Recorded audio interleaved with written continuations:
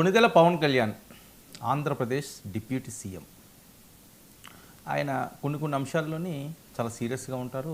కొన్ని అంశాల్లో ఎవరినైనా సరే తనదే స్టైల్లో మాట్లాడే తీరు. కానీ ఒక డిఫరెంట్ క్యారెక్టర్ పవన్ కళ్యాణ్ గారు. సో డిప్యూటీ సీఎం అవ్వకముందు, డిప్యూటీ సీఎం అయిన తర్వాత కూడా ఆయనలో ఎక్కడ పెద్దగా మార్పు కనిపించట్లేదు అన్నది. ఎందుకంటే పాలనాపరంగా ఆయన ఇంకా పాఠాలు నేర్చుకుంటున్నారు. చంద్రబాబు నాయుడు గారు 15 సంవత్సరాలు ఉండాలని చెప్పి ఆయన మాట్లాడిన తీరు, కానీ అది కొంతమందికి నచ్చకపోవచ్చు. అయినప్పటికీ కూడా ఆయనకి ఏదో ఒక వ్యూహం ఉంది, ఆ వ్యూహం ప్రకారంగా ఆయన వెళ్తారు. అయితే పిఠాపురం పేదెత్తే పవన్ కళ్యాణ్ గారు ఆయన గతంలో ఇచ్చిన హామీలు అవనివ్వండి, వేరే అంశాలు అవనివ్వండి, వైఎస్ఆర్సీపీకి కూడా అస్త్రాలుగా మారుతున్న నేపథ్యం. పిఠాపురంలో ఏ చిన్న ఇష్యూ జరిగినా సరే దాన్ని టార్గెట్ చేస్తారు. పులివెందులు జరిగినా అదే పరిస్థితి ఉంటుంది. ప్రధాన నాయకులు ఎవరైతే ఉన్నారో వాళ్ళు పోటీ చేసి గెలిచిన నియోజకవర్గాలు ఏవైతే ఉన్నాయో అక్కడ ఏ ఇష్యూ వచ్చినా సరే అది రాజకీయ రచ్చే, అందులో ఎటువంటి అనుమానాలు అవసరం లేదు. పిఠాపురంలో చాలా హామీలు ఆయన ఇచ్చారు, ఒకటొకటి చేసుకుంటూ వస్తున్నారు. అయితే ఉప్పాడకి సంబంధించి ఆ సముద్రం అంతా కూడా కలుషితం అయిపోతున్నది, డస్ట్బిన్లా తయారవుతున్నది. అదంతా కూడా మేము క్లియర్ చేస్తాం, ఆ ఇబ్బంది లేకుండా మత్స్యకారులందరినీ కాపాడతామని చెప్పి ఎన్నికల ముందు పవన్ కళ్యాణ్ గారు హామీ ఇచ్చారు. సరే, ఇచ్చిన హామీలు నెరవేర్చడానికి ఆయన ప్రయత్నం ఆయన చేస్తున్నారన్నది వాళ్ళు ప్రభుత్వానికి సంబంధించి చెప్పిన వాళ్ళు, కొంతమంది అధికారులు కూడా చెప్తున్నారు దానికి సంబంధించి చేస్తున్నారు, చాలా సీరియస్గా ఉన్నారు. అయితే పవన్ కళ్యాణ్ గారు ఈ అంశంలో మత్స్యకారులకు అభయహస్తం ఇస్తూనే ఒక మాట మాట్లాడారు. ఇప్పుడు అది సోషల్ మీడియాలో షేక్ అవుతుంది. ఒకవేళ అది నిలబెట్టుకోలేని పరిస్థితి వస్తే వైఎస్ఆర్సీపీకి అది బ్రహ్మాస్త్రంగా మారే పరిస్థితి ఉంటుంది. సో ఆ రకంగా ఎందుకు పవన్ కళ్యాణ్ గారు మాట్లాడారు? అంత కాన్ఫిడెన్స్ ఏంటి? ఎన్నో సంవత్సరాలు బట్టి వాళ్ళ ఇబ్బందులు పడుతున్నారు, అది సామాన్యమైన అంశం కాదు అది క్లియర్ చేయడం అంటేని. సో అలాంటిది పవన్ కళ్యాణ్ గారు నేను రాజకీయాల నుంచే విరమించుకుంటాను నేను చేయలేకపోతే అని చెప్పి ఆయన అన్నాం.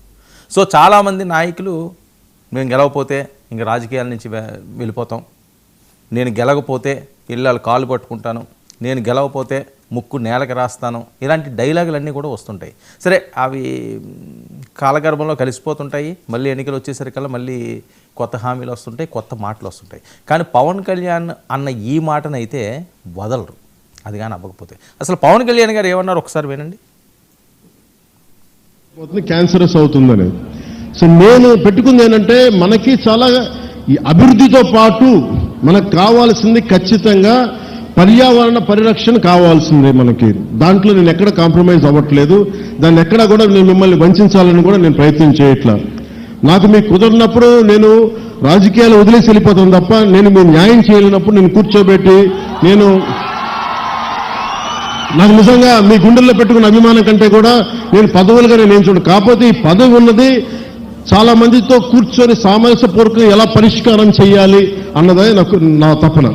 సో నేనేం చెప్పానంటే, ముఖ్యంగా నేను చెప్పింది ఏంటంటే అసలు ఎంత పొల్యూషన్ జరుగుతుంది ఆ ఆడిట్ని ఒకసారి చేయమని చెప్పాం. ఆడిట్ చేద్దాం, అసలు ఎంత కాలుష్యం ఉందనేది చెప్తే అందరూ అడిగారు. జగన్మోహన్ గారు మొత్తం సంఘాల నాయకులందరితో మాట్లాడి, అక్కడ ఉన్న యువతతో కూడా మాట్లాడి, ఈరోజు దాదాపు 100 మంది పైగా వచ్చారు. వాళ్ళందరితో మాట్లాడి మీ ప్రతినిధులుగా మేము అడిగింది ఏంటంటే, షణ్మోహన్ గారు, కలెక్టర్ గారు, కనీసం మాకు 100 డేస్ టైం ఉంటే దీని మీద యాక్షన్ ప్లాన్ చేద్దామని ఒకసారి, అంటే ఎలా చేద్దాం దీనికి సంబంధించి. ఎందుకంటే మీరు బోట్లు దెబ్బతినకూడదు, మీకు మత్స్య సంపాదన అయిపోతుంది. ఇది పవన్ కళ్యాణ్ గారు మాట్లాడింది. 100 డేస్ ఎక్కువ సినిమాల్లో వింటుంటాం ఈ డైలాగ్. 100 డేస్ ఫంక్షన్ చేశారు, 100 రోజులు ఎరగదీసిందిరా సినిమా అంటారు. సో ఇప్పుడు ఆయన కూడా ఆ 100 రోజులే గడువు పెట్టుకున్నారా? కలెక్టర్ గారితో మాట్లాడింది ఒక 100 డేస్ టైం ఇవ్వండి, దీన్ని ఏ రకంగా చేద్దామని చూస్తామని ఆయన చెప్పడం. సో పర్యావరణం అన్నది ప్రతి ఒక్కరు కాపాడాలి. అది ఒక పవన్ కళ్యాణ్ గారనే కాదు, ప్రతి పౌరుడు కూడా పర్యావరణాన్ని కాపాడుకోకపోతే మన గొయ్యి మనం తవ్వుకున్నట్టే. సో అంత దారుణంగా తయారవుతున్న పరిస్థితి. ఇక సముద్ర తీర ప్రాంతాలు అయితే నిజంగా డస్ట్బిన్లే అవుతున్నాయి. ఆ షిప్ల వల్ల అవనివ్వండి, వేరే వాటి వల్ల అవనివ్వండి, చాలా దారుణమైన పరిస్థితి. కొన్ని సిటీలు అయితే మొత్తం డంప్ చేస్తున్నారు. మొత్తం సముద్రం అంతా కూడా కలుషితం అయిపోయిన దానిలో ఎటువంటి డౌట్ లేదు. ఒక ఉప్పాడ ప్రాంతం అనే కాదు, కాకినాడ ప్రాంతం అనే కాదు, విశాఖపట్నం అండి, వేరే ప్రాంతాలు అవనివ్వండి, ఒక 2-3 కిలోమీటర్లు అయితే ఆ వాటర్ చూస్తే ఆ స్మెల్ ఆ ప్రాంతాలకు కూడా వెళ్ళాం, వామిటింగ్స్ వస్తుంటాయి కొన్ని ప్రాంతాల్లో అయితే.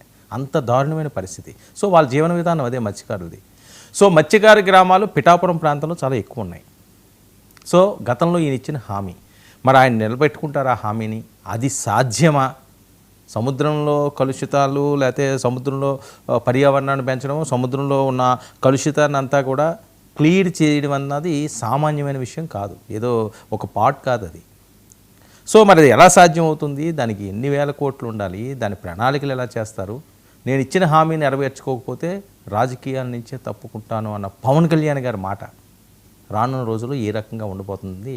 చాలా ఇంట్రెస్టింగ్గా ఆయన మాట్లాడిన మాటలు రాజకీయ పరంగా చర్చనీయాంశంగా మారుతున్నది.